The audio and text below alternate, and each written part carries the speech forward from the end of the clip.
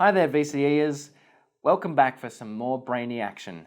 The third lobe of the human brain is the temporal lobe. Unlike war, the temporal lobe is not good for absolutely nothing. In fact, the temporal lobe is quite important. This diagram shows where the temporal lobe sits in relation to the other three lobes.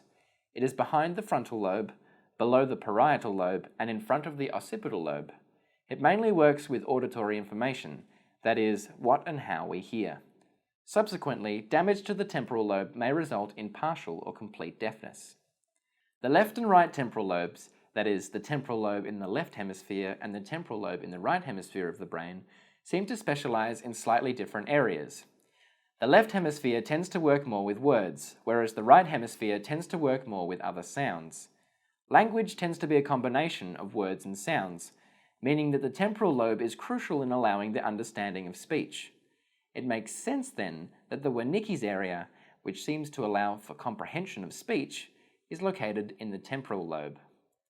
Wernicke's area is an extremely interesting structure, but like Broca's area, we will look at it in greater detail as the year progresses. The temporal lobe also happens to include the hippocampi and the amygdalae, which are important structures in memory formation. There is one hippocampus in each hemisphere of the brain. The hippocampi are very important in the formation of new memories, the left mostly for verbal memories and the right mostly for non-verbal memories.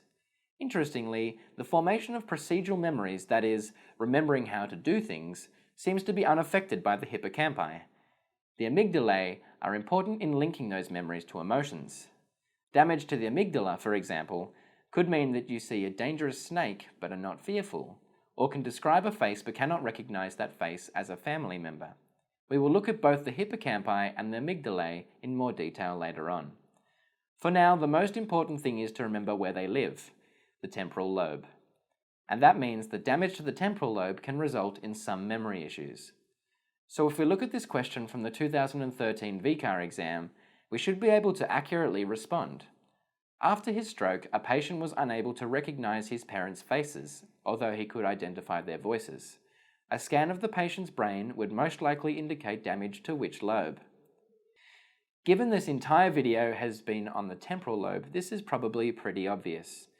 But we do know that Wernicke's area is part of the temporal lobe, which makes that the most likely response. Perhaps this question, also from the 2013 VCAR exam, may be a little trickier. Here we need to identify which structures are included in the temporal lobe. According to the assessor's report, the most common responses for this question were C and D. But which is the correct one? We know that the temporal lobe does include both the hippocampus and the amygdala, but that doesn't help us much in differentiating the two options.